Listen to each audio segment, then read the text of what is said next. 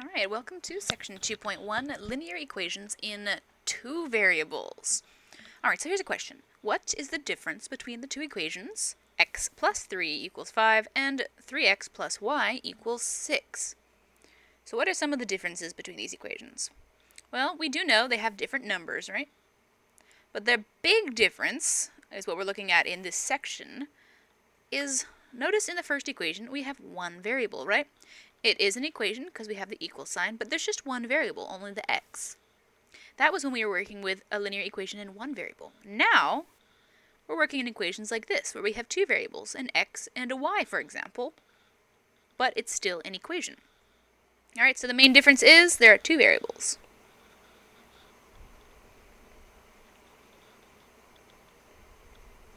So our plan for solving things, or working with them, will change a bit. For example 1, complete the following on the given Cartesian coordinate system. What is a Cartesian coordinate system? Well, it's named after a mathematician. I believe he was French, René Descartes. He created the system for graphing numbers.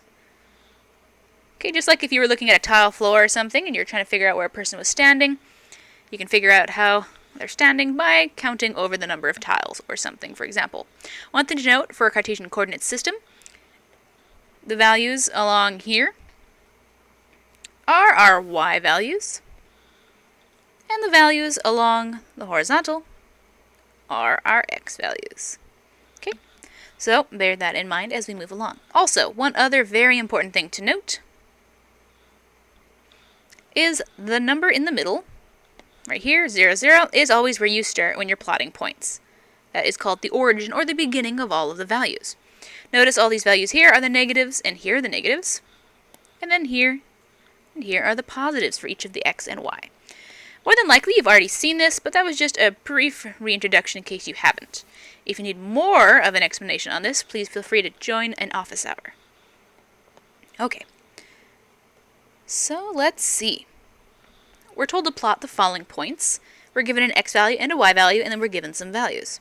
I'm going to go ahead and rewrite these in a coordinate pair notation. So this is 3, 2, 10, negative 6, negative 1, negative 8, and 0, negative 5. Once again, these are the x values and the y. It tells you which direction to go from the origin on the x or the y values. So the first one is 3, 2. That means we're going to move 3 spaces for the x values. So 1, 2, 3. And then up 2. Boop, boop, right there. So that is 3, 2. And we label the points. Go ahead, try graph the other ones and check back in with me in a sec.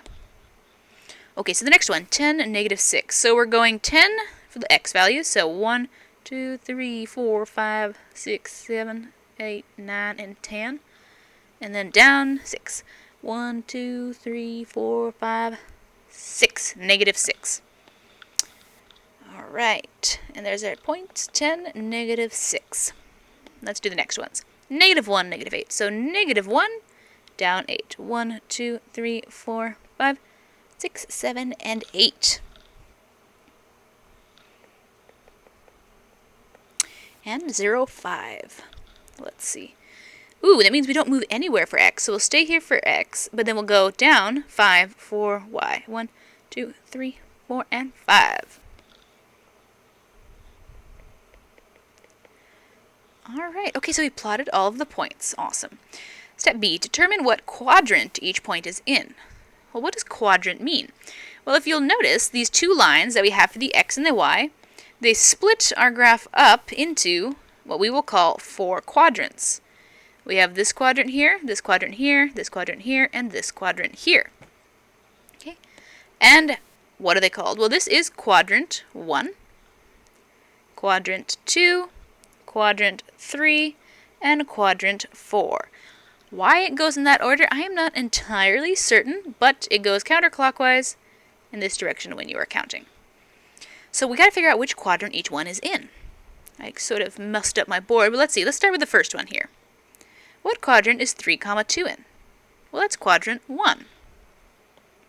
So I'll say 3, 2 is in quadrant 1. Now the next one. 10, negative 6. That is in 10, negative 6 right here. That's quadrant 4. And then we have -1, -8. Let's see, that one is down here. That looks like quadrant 3 is in quadrant 3. And lastly, 0, -5 is in... Oh, it's on that line. Is it in a quadrant? The answer is no, it's actually not in a quadrant. It's on an axis. So is not on a quadrant, or is not in a quadrant. This is a special number, and we'll get to that a little later. This is not in a quadrant. It is an intercept. An intercept is basically a number or a point that is on one of our main axes here. Okay? That would be an intercept. So if it's not in a quadrant, it's an intercept. Alright, let's see the next one. Which of the points satisfies the equation 3x minus 7 equals y? And what does this mean? So first off, we want to look at these points and determine which one satisfies that equation. What does it mean to satisfy an equation? Well, it basically means it'll hold as a true statement. So let's take a look at an example. But I'm going to test each of the points to see which one satisfies this equation. Once again, that means it makes that equation true. So if we're going to go ahead and test, let me break down my testing values. So we'll take a look at 3x minus 7, and we want to see if that equals, I'm going to go ahead and put this question mark when I'm testing. Okay, so note that, equals y. So what I'm going to do, I'm going to take a look at the values on the right-hand side when I plug in my x value, and then see if it equals my y value for this specific point. So in this point, x and y, so my x is equal to 3. So I'll go ahead and do 3. We're subbing out 3 for that x, and then we'll do minus 7. And we want to know if that equals the y value, which in this case, for this specific point, it's 2. So once again, we're not solving here. We're not moving points around at all. We're just checking to see if each side comes out equal to each other. This is just the checking. So 3 times 3 is 9, minus 7, is that equal to 2? 9 minus 7 is going to be 2. So is 2 equal to 2? And the answer is yes. Okay, so this point satisfies this equation. Let's check the other ones. Go ahead, feel free to pause the video, try check it by yourself, and then check in with me. Okay, so for 10, -6, I'm going to go ahead and plug that into the equation. So we'll do 3x minus 7 equals y. We're trying to figure out if this is true. So that'll be 3 times. My x value this time is 10. Minus 7, we'll figure out if that's equal to, and my y value this time is -6. So well, then we'll get 30 minus 7. Is that equal to -6? Well, 30 minus 7 is going to end up being 23. And that is not equal to -6. So this is a no. Let's check the other ones. Once again, we're just checking this equation to see if it comes out to be true. So 3 times, let me just go ahead and set this up to sub in our values. -1 for x, 8 for y. So -3, 3 times -1 is -3. Minus 7, is that equal to 8? 7, 8, 9, 10. -10 is not equal to 8. Notice I put that slash through the equal sign to say not equal to. So that is once again a no. Last one. 3x minus 7, is that equal to y? That'll be 3 times minus that equal to our new y value. So this time x is 0, y is -5. And we get 0 minus 7. Is that equal to -5? -7 is not equal to -5. The answer is no. Okay, so only one point worked for this equation. What does that mean? So we'll say only 3 and -2 worked. What does this mean? Well, this equation here is actually what we would call the equation of a line in a coordinate system, like the one up here. And what that means is that this point, 3, 2, is on this line. So which means 3, 2 is on the line 3x minus 7 equals y. So if we were to graph this line, we would find that this point is on that line. So the next question, what are the intercepts of a line and how do we find them? Well, I kind of introduced that earlier right up here. The point over here we determined was an intercept. Oops, I actually scratched that out instead of highlighting it. So that's an intercept. What makes it an intercept? It crosses an axis. So what are the intercepts? The intercepts are where our line crosses an axis. So an x or y axis. Oh, actually, it should be the x or y axis. So there's only one of each. Crosses the x or y axis. And how do we find them? Well, visually, we can just look at a graph, like down here, and figure out where they cross one of the axes. Or, there's something else that we can do. So, if you'll notice, if I'm talking about something called an x-intercept, that is a point that crosses the x-axis. There's something every single one of these points has in common along the x-axis. Can you think about what all these points have in common? Well, their y value is always going to be the same number. It's going to be 0. This point here is 3, 0. This point is 5, 0. This point is 10, 0. This point is 12, 0. On and on and on. They all have a y value of 0. And that's how we find an x-intercept. To find an x-intercept, set y equal to 0.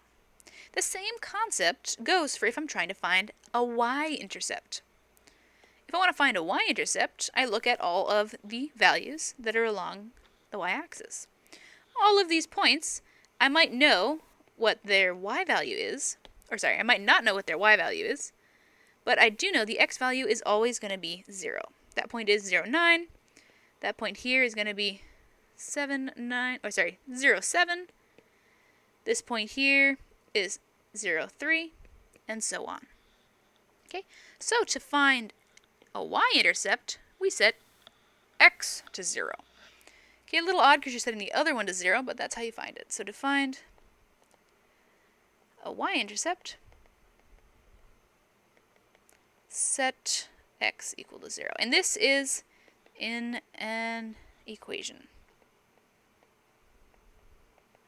Okay, so if you're given a graph, you'll look for where it crosses. That'll be a visually if given a graph. But if you're given an equation, you're going to use these methods right here.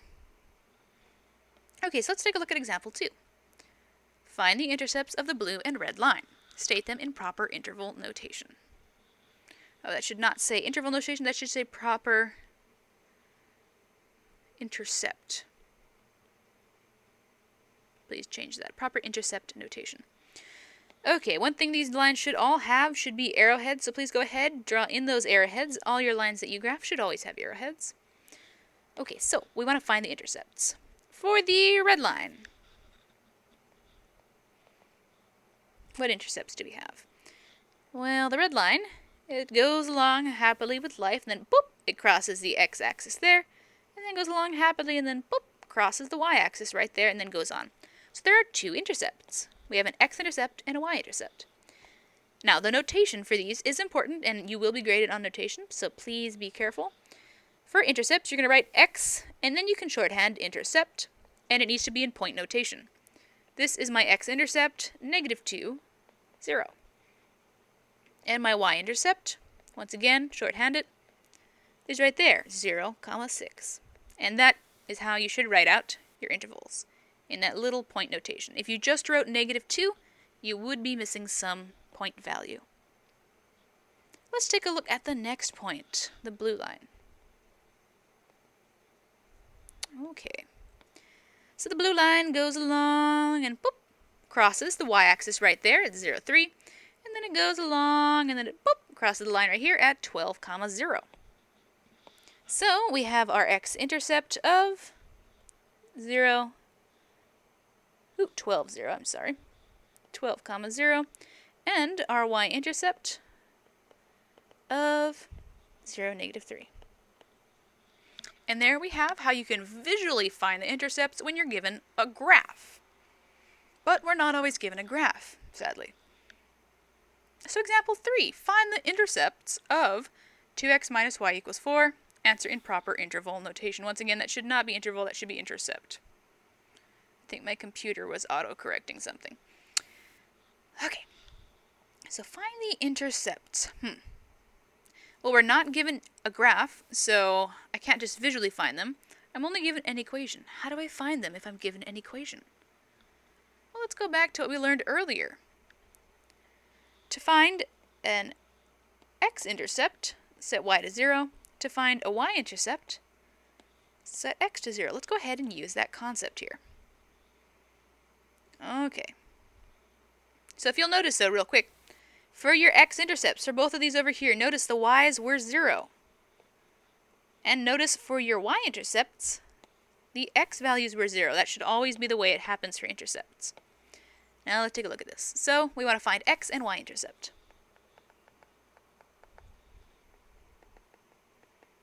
And we know it's going to be in point notation, just setting up my work. The question is, for the x-intercept, what is 0, the x or the y? The y is 0. For the x-intercept, what is 0, x or y? The x-intercept. Sorry, the x value. Okay, so let's go ahead and solve. So 2x minus y equals 4. I just copy-pasted down this equation, and I'm going to make y equal to 0. Okay, because I did that right there. So then we'll have 2x equals 4. Let's solve for x, divide both sides by 2, and we get that x equals 2.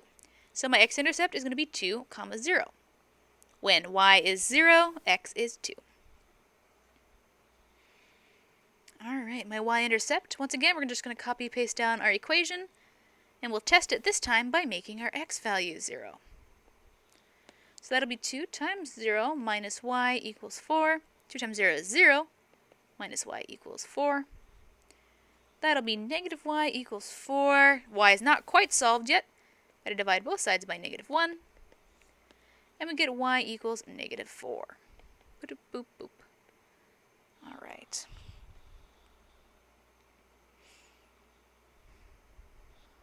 Example 4. Okay, so find the intercepts of the 3 lines, then graph. Be sure to state at least 3 points before graphing. Okay, big important thing. You always need to state 3 points for graphing. That is a requirement for this class. Okay, why? Because it's easy to make 2 points into a line, but if you have 3 points and they're not lined up, you cannot make a straight line with those 3 points. So if you have the third point, it's always sort of a way of checking to make sure you are graphing the right line. Okay. Other thing, it's easiest to find the intercepts and then a random third line. And I'll show you how to find that, sorry, not a random third line, a random third point. And I'll show you how to find that extra point. All right. So the first one, let's see. First off, what kind of an equation is this? I mean, is it even an equation? Well, it is an equation because it has an equal sign already. In fact, all of these are already equations. And then let's see how many variables are in the first one. Well, we have x and y in the first one. Ooh, we only have x in the second. And we only have y in the third. Now that is kind of odd. But these are apparently all lines. So let's take a look at what they look like when we graph them. So the first one, we want to find the x and y intercept. I'm going to go ahead and set my work up nicely. So my x-intercepts, we set y to 0. So let's go ahead and do that. So with my equation, I'll set y to 0. That'll be 0 equals half x plus 2 minus 2 from both sides. And I get negative 2 equals 4th x. Multiply both sides by 4 over 1. That 4 will cancel. And I'm left with negative 8 equals x. So my x-intercept is negative 8, comma 0. Let's go ahead and find the y-intercept.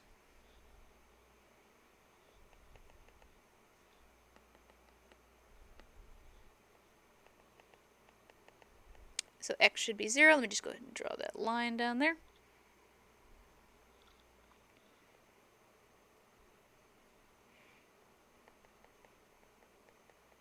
So x should be 0. So that means I'll do y over 4th times, and we're substituting 0 for x, plus 2. Y is going to equal, well, a 4th times 0, that becomes 0. So we'll get 0 plus 2, and y equals 2. Once again, you need to answer in the interval notation. Now, that's just 2 points for my line. I need 3. How do I find the third? Well, we'll use something called the table of values, where you just pick an x or a y value and calculate whatever value comes out for the other value. So let's go ahead and pick a value for x. How about 4 for x? Well, if I pick x, that means y is going to equal 1/4 x plus 2. Well, y equal 1/4, and we said x should be 4. So go ahead and plug 4 in for where x was. So that would be 4 plus 2. Cancel the 4's, and I am left with y equals 1 plus 2, so y equals 3. And that is our third point. Let me just go ahead and draw this here, 4, comma 3. Third point. Awesome, so we have 3 points for this line. Let's go ahead and graph this one before we do the other two. So x-intercept to negative 8, 0. Negative 8, 0 right there. Let me go ahead and label this. That's important. Y-intercept was 0, 2. And the other value was 4, comma 3. So 1, 2, 3, 4, up 3, 1, 2, 3. And trying to do my best to draw a straight line. Aha. And my arrowheads. Arrowheads are important. Please make sure to draw your arrowheads. Also, make sure that your lines extend to the edge of the graph. Please don't stop them short way like this. They should extend all the way to the edge of the graph. You got a lot of graphing paper. Use it. Don't let it go to waste. Okay. All right. So we labeled the 3 points. We have our arrowheads. Our line is as straight as we can make it. Let's go ahead and look at the other lines. The next one is x equals 8. Well, let's go ahead and find the x-intercept. For the x-intercept, we're going to go ahead and set y to 0 and solve. But goodness, there is no y in this equation. But the equation is saying that x equals 8. Well, since this is the x value, it must be 8. That's what my equation's telling me, right? It says x equals 8. Okay, so we found my x-intercept. Not too bad. Kind of odd, but not too bad. How about the y-intercept? Y-intercept, set x to 0. Solve for y. Well, if I set x to 0, that means that 0 equals 8. Does that make sense? That's not true at all. Since it's not true, that does not exist. So, we don't have a y-intercept. No y-intercept. Well, that's weird. No y-intercept. And please state no y-intercept if you ever happen to have no y-intercept. Okay, well, we have only 1 point. I need to find 2 other points. Shucks. Okay, let's use our table of values. Let's go ahead and pick an x value. But hold up here. My equation is weird, right? It says x equals 8. This is saying x is always 8. So no matter what value I pick for y, x should always be 8. So you can pick any number you want for y, and x will always be, say it again, 8. Yeah. That's one of those weird equations. When we just have the variable x, it's telling us what x is always going to be. So let's go ahead and graph this. Actually, I'm going to go ahead and change that to a 10. Sorry, we already have a 0. So we have 8, 0, 8, negative 1, and 8, 10. 8, 1, 5, 6, 7, 8, 8, 0, 8, negative 1, and 8, 10. And what kind of a line does this create? This creates a vertical line. This is a super special case. we'll only have an x variable, we get a vertical line, because it's saying, no matter what point you pick for y, my x value stays firmly at 8. Interesting. So what do you think is going to happen with C? That only has the variable y. Let's go ahead and take a look. For the x-intercept,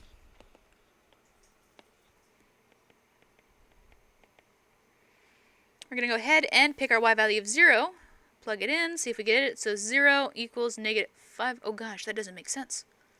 0 doesn't equal negative 5. That's not defined. So that means we have no x-intercept this time. No x-intercept.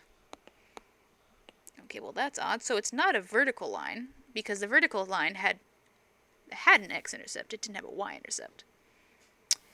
Okay, let's take a look at a y-intercept. After we set x equal to 0. This is asking, what should my y value be? Well, if you recall, our equation says that y must always equal negative 5. Well, we're told it right there. Y should equal negative 5. Okay, well we only have 1 point, so we got to go ahead and use the table of values to find the other 2 points. Now, if you recall, this equation is saying that y must always equal negative 5. So that means no matter what I pick for x, the y should always equal negative 5. So that's the 0.7, negative 5, and negative 3, negative 5. All right, let's go ahead and graph those. So we have 0, negative 5.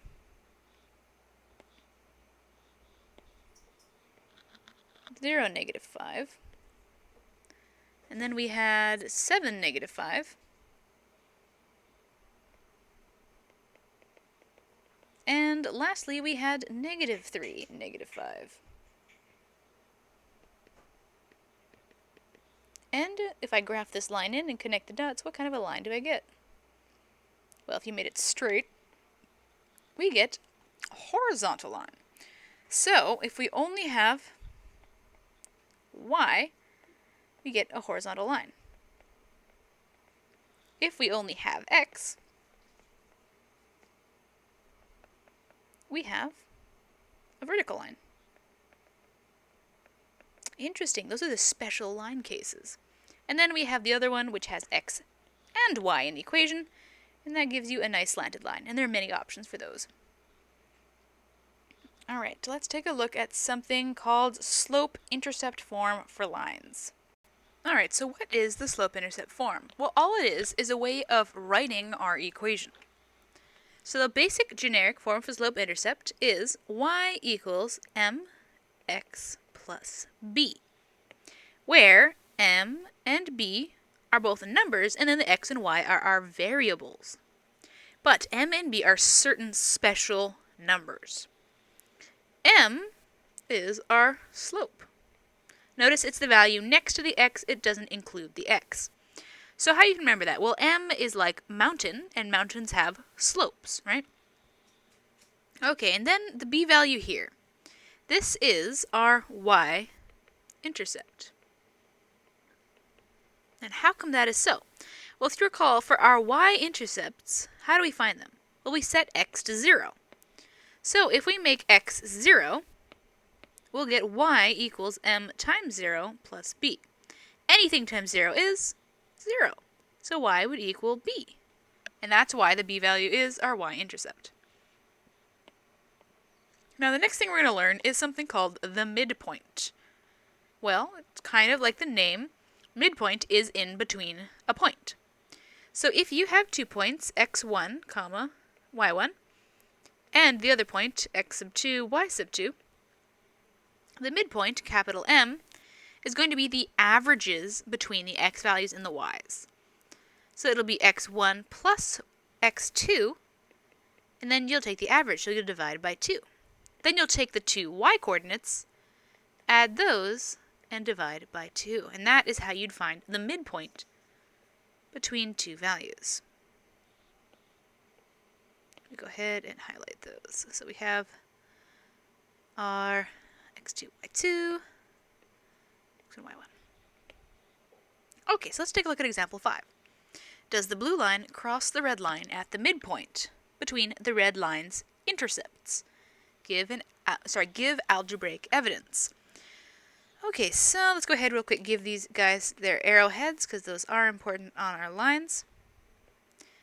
Now, what do we see here? Well, we want to know if the blue line crosses the red line at the midpoint between the red line's intercepts. Okay, so here's the red line's intercepts. Let me use red. And we're trying to figure out if where the blue line crosses the red line is at the midpoint. So is this point here the middle point between 0, 6 and negative 2, 0? Well, how do I know? Well, first I need to figure out what this point is here, and then I'll compare that to the midpoint. So we're going to compare the intersection point to the midpoint of negative 2, 0 and 0, 6. Now, when we compare them and they're the same number, then we know that yes, it crosses at the midpoint. If they're a different number, then no, it does not cross at the midpoint. So let's go ahead and first find the midpoint. So the midpoint is going to equal, well, what are my points? So I have negative 2, 0. I'll call that my x1, my y1. And then I'll call the other one my x2, y2. Okay, so I'm going to add my y values. So negative 2 plus 0. Sorry, that's my x values. Divide that by 2. Then add my y values. 0 plus 6 and divide by 2. So once again, note, these are my y values. These are my x values. Okay, so adding those together, I'll get negative 2 divided by 2, comma, 6 divided by 2, which is going to equal negative 1, 3. So the midpoint between the two intercepts is at negative 1, 3, which would be right here. So actually, we can visually see on this graph that they are not the same points. So they are not the same. So our answer is going to be the blue line does not cross at the intersection of the intercepts midpoints. That should be the red line's intercepts of the red line. Not the best sentence there, but the gist is given across. Okay, and that was the midpoint value. Alrighty, that is it for this section. Once again, if you need help with any of the concepts in this video, please come by my office hour or email me to set up another time to meet with me.